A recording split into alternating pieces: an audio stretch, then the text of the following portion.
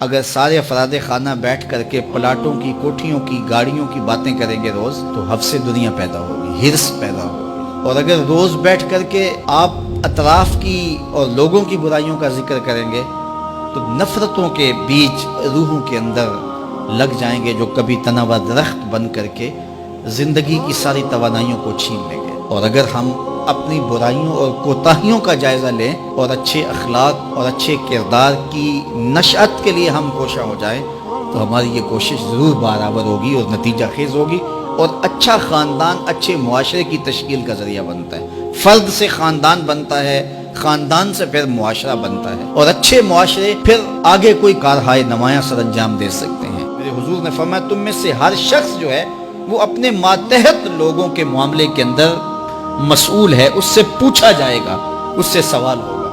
آپ اگر ایک باپ ہیں تو 8، 4، 5 بچے آپ کے زیر کفالت ہیں تو ان کے معاملات کے آپ ذمہ دار ہیں۔ اگر آپ ٹیچر ہیں تو شاگردوں کے معاملات کے ذمہ دار ہیں۔ اگر آپ ایک فیکٹری بنائی ہے اور 200-300 لوگ وہاں کام کر رہا ہے تو جتنی آپ کی ذمہ داریاں جو ہے وہ بنتی ہیں تو ان کو وہاں آپ نبھائیں گے۔ اور اگر آپ ہادی قوم ہیں، رہنمائی قوم ہیں، تو پھر اس حساب سے آپ کی ذمہ داریاں بنتی ہیں۔ اب بتائیے یہ معاشرہ، جس معاشرے میں ہم جی رہے ہیں، یہ عدم برداشت کا کلچر ہے۔ یہاں آپ ایک دکاندار سے بھی سودا لینے جائیں اور 1 سے 2 مرتبہ اس کو 1-2 بات پوچھیں تو وہ تلخ ہو جاتا ہے، حالانکہ اس کی تو دکانداری ہے تو اس کو تو سننا چاہیے، لیکن معاشرے کے اندر تلخی اتنی آگئی ہوئی ہے، عدم برداشت ایسے پیدا ہو گئی ہے کہ اب مجھے بتائیے کہ وہ شخص جس کا فائدہ ہے تو وہ بھی آگے سے تلخ ہو رہا ہے، تو پھر اس معاشرے کی گراوٹ کا آپ اندازہ کر سکتے ہیں۔ ممبر و محراب سے ہم دیکھتے ہیں کہ ایسے ایسے تلخ جملوں کے تبادلے ہوتے ہیں کہ بعض لوگ یہ سمجھتے ہیں کہ یہ ممبر پہ بیٹھنے والا جو شخص بول رہا ہے، یہ جو یہاں سے کہہ رہا ہے یہ دینی ہے۔ ہمارے ہاں اتھارٹی اللہ کے رسول ہیں صلی اللہ علیہ وسلم۔ اگر میں اپنے جو ہے وہ نفس کے شکنجے میں کسا ہوا ہوں اور اپنی انا کے جو ہے وہ پنجرے کے اندر ہوں اور میں اس کو دین قرار دیتا ہوں تو یہ میں اپنے پہ بھی زیادتی کرتا ہوں، لوگوں پہ بھی زیادتی کرتا ہوں۔ میرے کارواں ہے میرے حجاز اپنا، اس نام سے باقی ہے آرام جاں ہمارا۔ تو ہمارے لیے وہ سند ہے۔ تو اگر میں بھی یہاں اپنی گفتگو کو اس انداز سے مرتب کروں کہ اس سے معاشرے کے اندر بد اخلاقی کی نمو ہو، تو پھر مجھے بتائیے گا کہ آپ خیر کہاں سے تلاش کریں گے؟ چوں کفر از خانہ کعبہ برخیزت کجا ماند مسلمانی۔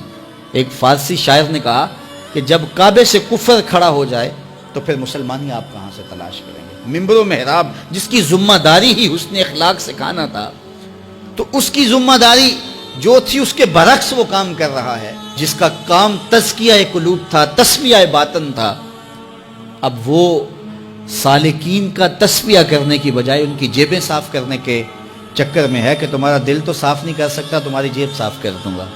تو پھر مجھے بتائیے کہ جو مسند مشیخیت کے اوپر بیٹھا ہے وہ کس گراوٹ کا شکار ہے؟ اس لیے مجھے اور آپ کو اپنے ماحول کے اندر جہاں ہم بیٹھے ہیں، ہمارے ماحول سے وابستہ صرف 3 آدمی ہی کیوں نہ ہو، تو ہم وہاں تو خیر اور وہاں تو بہتری پھیلانے کے لیے کوشاں ہو، اور جب ہم ایسا کریں گے تو میرا مالک ہماری مدد کرے گا۔